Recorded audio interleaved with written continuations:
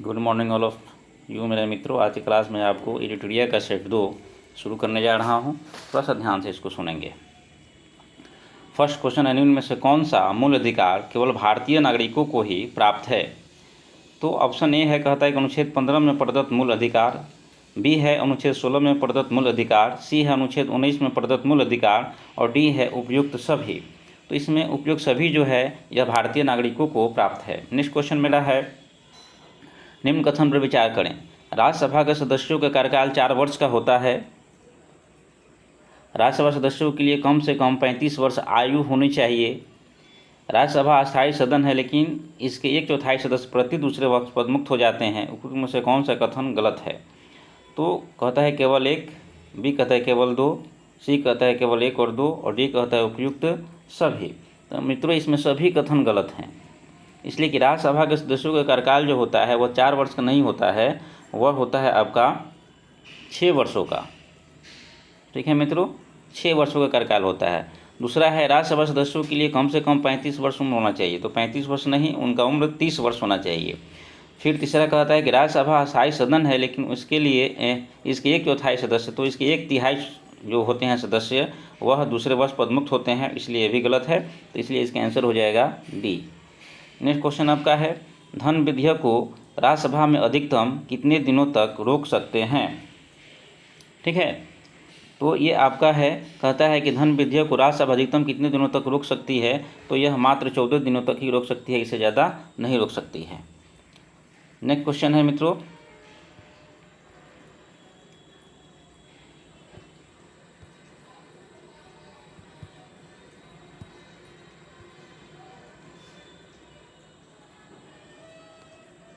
Next question आपका है, कोई व्यक्ति उच्च न्यायालय के न्यायाधीश नियुक्त होने का पात्र होगा जब, मतलब कि मुख्य न्यायाधीश से कोई व्यक्ति उच्च न्यायालय के न्यायाधीश नियुक्त होने का पात्र होगा जब वह, मतलब कि न्यायाधीश बनने के लिए कौन कौन सी योग्यताएं होनी चाहिए, इसके बारे में हमको जानना है। तो इसमें है आपका, कहता है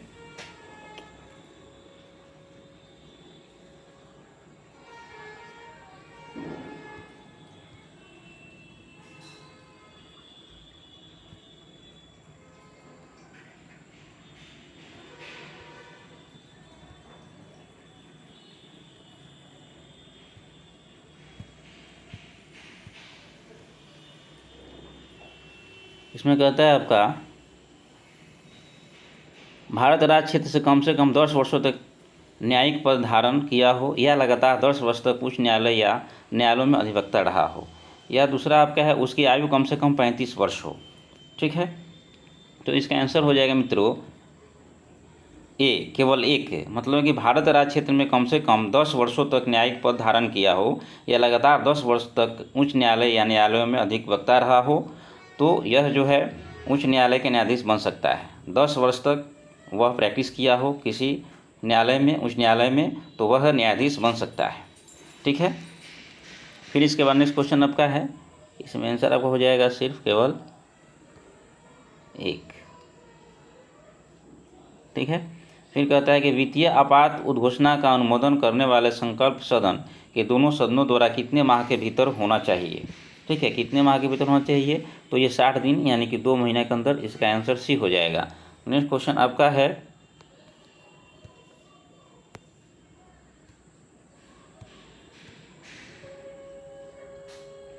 नेक्स्ट क्वेश्चन आपका है, भारत में पहली बार केंद्र सरकार के विरुद्ध लोकसभा में अविश्वास प्रस्ताव कब लाया गया था? तो हम लोग को बता देना है कि अविश्वास प्रस्ताव जो है कब लाया गया था। ठीक है, तो इसका आंसर हो जाएगा आपका 1963 में सबसे पहले अविश्वास प्रस्ताव लाया गया था। नेक्स्ट क्वेश्चन आपका है, राज्य के नीति निर्देशक तत्वों के परिवर्तन के लिए किस अनुच्छेद में उपबंध किया गया है? कौन ऐसा अनुच्छेद है जिसमें राज्य के नीति निर्देशक तत्वों के परिवर्तन का प्रावधान किया गया है? तो इसका आंसर हो जाएगा बंधु अनुच्छेद 37। इसका आंसर हो जाएगा अनुच्छेद 37 से। फिर नेक्स्ट आपका है,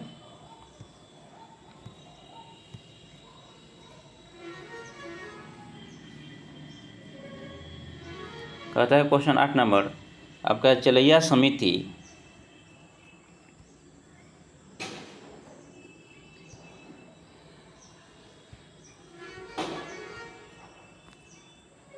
कहता है चलिया समिति का गठन किस वर्ष किया गया था। इसमें हम लोग को सिर्फ वर्ष बता देना है कि किस वर्ष में चलिया समिति का गठन किया गया था। तो ये आपका जो हो जाएगा, इसमें 1991 में चलिया समिति का गठन किया गया था, ऑप्शन बी हो जाएगा। फिर क्वेश्चन कहता है निम्न में से किस क्रांति का संबंध कोको उत्पादन या चमड़ा उत्पादन से है। कोको उत्पादन चमड़ा उत्पादन से है, तो इसमें भूरी क्रांति का संबंध जो है चमड़ा उत्पादन या कोको उत्पादन से है। नेक्स्ट क्वेश्चन है एक धन जो आसानी से विदेश से आता है लेकिन आसानी से चला जाता है, इसे इस प्रकार से जाना जाता है। तो उस धन को हम किस प्रकार से जानते हैं, तो इसको हम कहते हैं हॉट मनी। नेक्स्ट क्वेश्चन आपका है गन्ने का उचित और पारिश्रमिक मूल्य FRP अनुमोदित करता है। कौन करता है अनुमोदित, तो इसमें आर्थिक मामलों पर कैबिनेट समिति जो है इसको अनुमोदित करती है। नेक्स्ट क्वेश्चन आपका है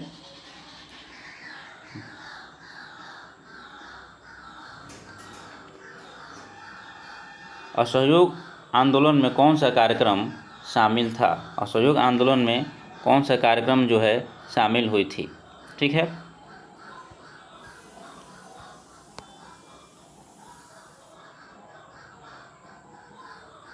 कौन सा कार्यक्रम शामिल नहीं था। असहयोग आंदोलन में कौन सा कार्यक्रम शामिल नहीं था।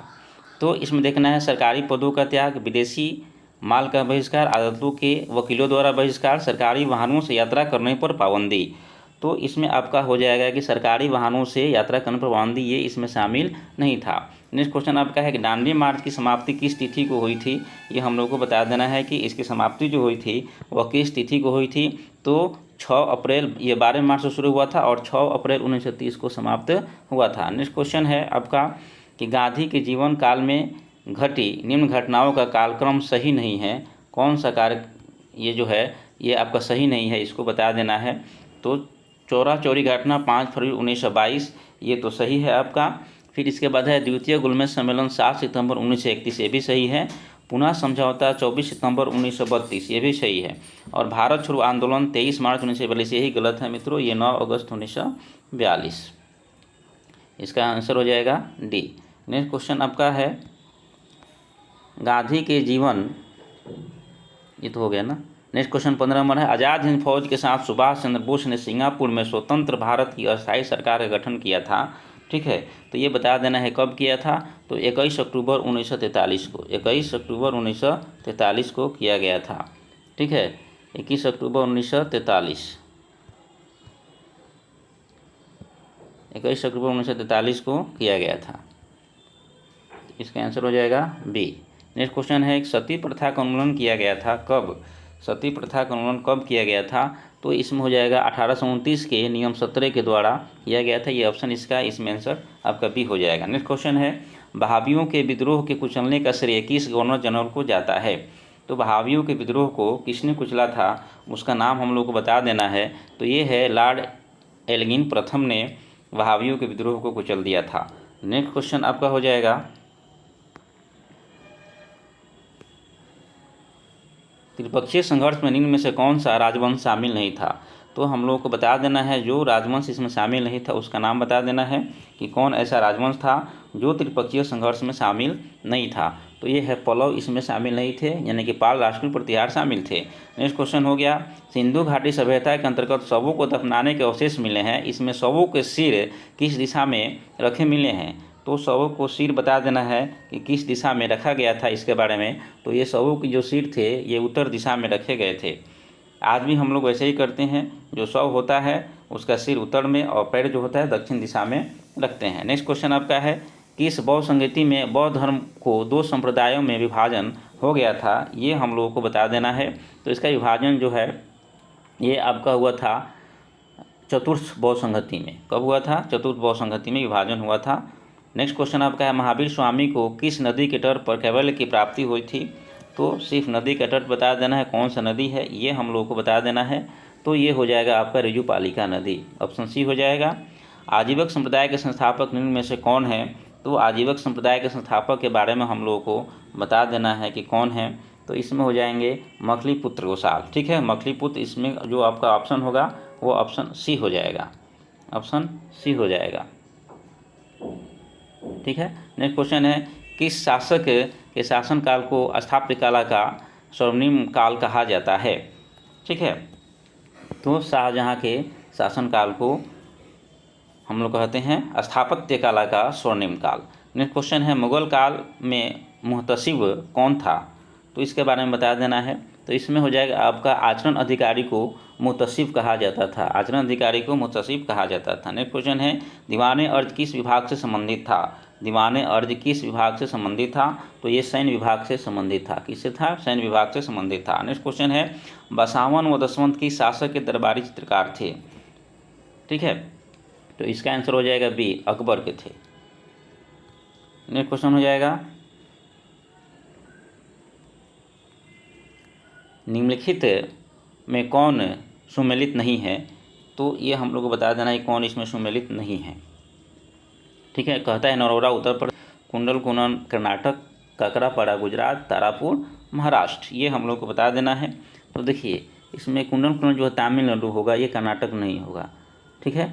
तो ये इसमें का बी जो है ये बी होगा, बी जो है इसमें नहीं है, ठीक है। नेक्स्ट क्वेश्चन आपका हो जाएगा 38वीं समांतर रेखा किन दो देशों के मध्य स्थित है, 38वीं समांतर रेखा जो है किन दो देशों के मध्य में स्थित है, इसके बारे में हम लोग को बता देना है। तो यह उत्तर कोरिया और दक्षिण कोरिया के मध्य में स्थित है 38वीं समांतर, तो इसका आंसर हो जाएगा ए, ठीक है। नेक्स्ट क्वेश्चन हो जाएगा निम्न में से कौन सा एक अच्छे ईंधन का गुण नहीं है, एक अच्छे ईंधन का गुण नहीं है, इसके बारे में हम लोग को बता देना है। तो देखिए जो जलने पर ज़्यादा से ज़्यादा अवशिष्ट व हानिकारक गैसों का उत्सर्जन करे वह जो है एक आदर्श गैस नहीं हो सकता है। आदर्श गैस का गुण होता है ईंधन का उसमें मानुष होना चाहिए, ठीक है। ईंधन का प्रज्वलन ताप न तो कम और न ही ज़्यादा होना चाहिए, ये जो है ये आदर्श ईंधन का गुण है। जबकि ज़्यादा धुआं दे, ठीक है, और हानिकारक गैसों का उत्सर्जन करे, ये जो है आदर्श गैस के लिए स्थिति उत्पन्न नहीं करता है। नेक्स्ट क्वेश्चन आपका हो जाएगा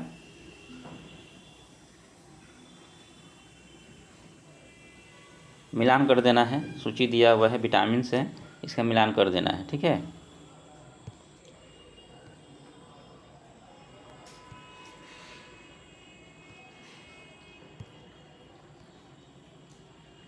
मिलान कर कहता है कि विटामिन B7, तो इसमें किसको किससे मिला देना है, यही हम लोग को ध्यान देना है। कहता है कि विटामिन B7 को हम क्या कहेंगे, तो ये बालों का झरना मतलब रोकता है, नाम नहीं बताना है, इससे इसके कमी से कौन सा रोग होता है, क्या होता है, इसके बारे में बता देना है। तो विटामिन B7 जो है ये बालों का झरना बंद होता है, ठीक है। तो ये कहते 3 हो गया। अब B12 कहता है कि इससे क्या होता है, B12 से में जो मतलब अगर किसी में B12 की कमी हो जाए तो इससे क्या होता है, तो इसमें है ये है प्राणसी अरक्तता का होना, ये भी सही है, जो प्राणी होता है उसमें रक्त की कमी हो जाती है।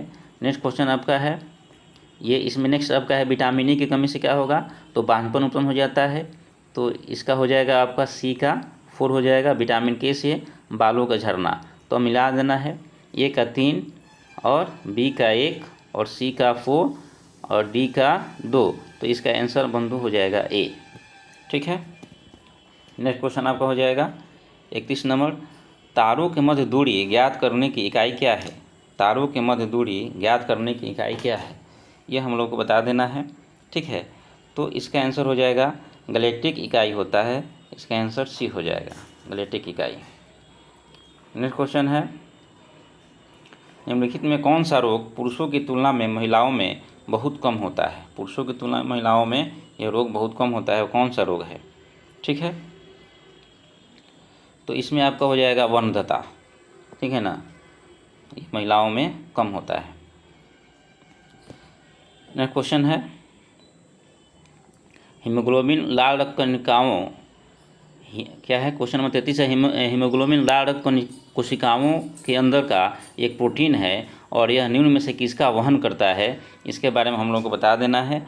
तो इसमें हो जाएगा आपका ऑक्सीजन जो है यह जो आपका हीमोग्लोबिन है यह ऑक्सीजन का वहन करता है, पूरे शरीर में ऑक्सीजन का वहन करने का काम करता है कौन, हीमोग्लोबिन। नेक्स्ट क्वेश्चन आपका हो जाएगा किसी पदार्थ को एक अवस्था से दूसरी अवस्था में बिना तापमान में बदलाव के परिवर्तित होने के लिए आवश्यक ऊष्मा की मात्रा क्या है, तो आवश्यक ऊष्मा की मात्रा हम लोग को बता देना है, तो इसको हम कहते हैं गुप्त ऊष्मा, डी हो जाएगा। नेक्स्ट क्वेश्चन आपका है निम्नलिखित कोशिका अंगों में किस में न्यूक्लिक अम्ल नहीं पाया जाता है, उसको बता देना है। तो इसमें जीव दरों में न्यूक्लिक अम्ल नहीं होता है, ऑप्शन हो जाएगा इसका डी, ऑप्शन डी, ठीक है ना। न्यूक्लिक अम्ल जो है इसमें नहीं होता है जीवधर्म में। नेक्स्ट क्वेश्चन आपका है,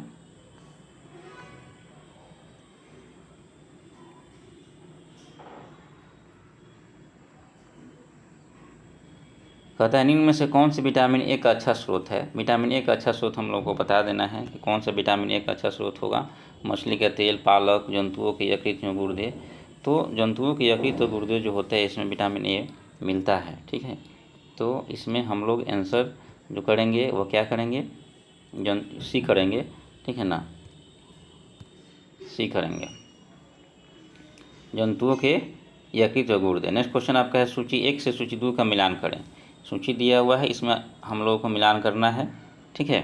कहता है प्रतिरोध का मात्रा क्या हुआ, तो ओम होता है, और विद्युत प्रवाह का क्या हो जाएगा, एम्पियर हो जाएगा। बल का क्या हो जाएगा, बल का न्यूटन, और पावर का क्या हो जाएगा, शक्ति का वाट होता है। तो बस इसको हम लोग यहाँ आसानी से मिला सकते हैं।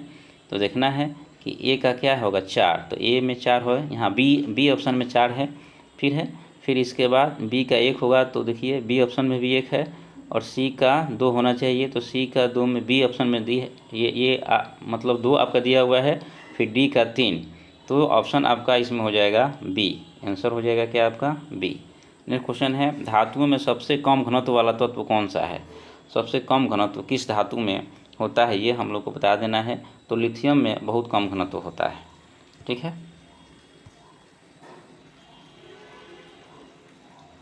नेक्स्ट क्वेश्चन आपका है, प्राकृतिक रबर के बारे में निम्न में से कौन सा कथन सही है।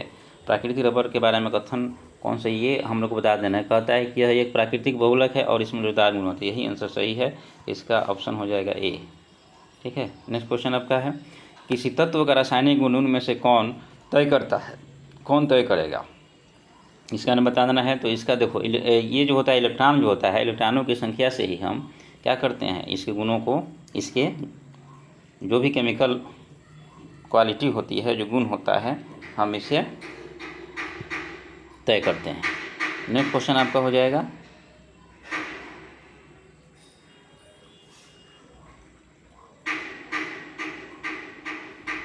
देवप्रयाग किन नदियों के संगम पर स्थित है।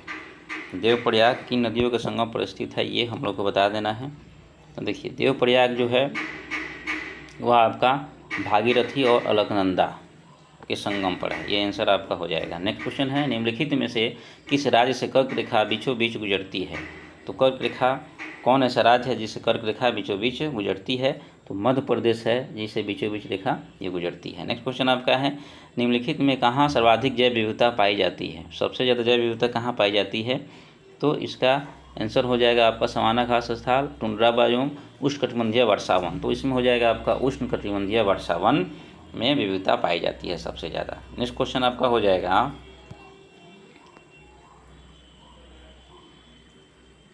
निम्नलिखित में कौन सुमेलित नहीं है, ये हम लोग को बता देना है, ठीक है। तो कहता है कि बांधवगढ़ राष्ट्रीय उद्यान मध्य प्रदेश, रोहिला राष्ट्रीय उद्यान गुजरात, बांदीपुर राष्ट्रीय उद्यान कर्नाटक सही है, सिमलीपाल राष्ट्रीय उद्यान उड़ीसा है सही है। इसमें गलत है रोहिला राष्ट्रीय उद्यान। ये रोहिला राष्ट्रीय उद्यान जो है, रोहिला राष्ट्रीय उद्यान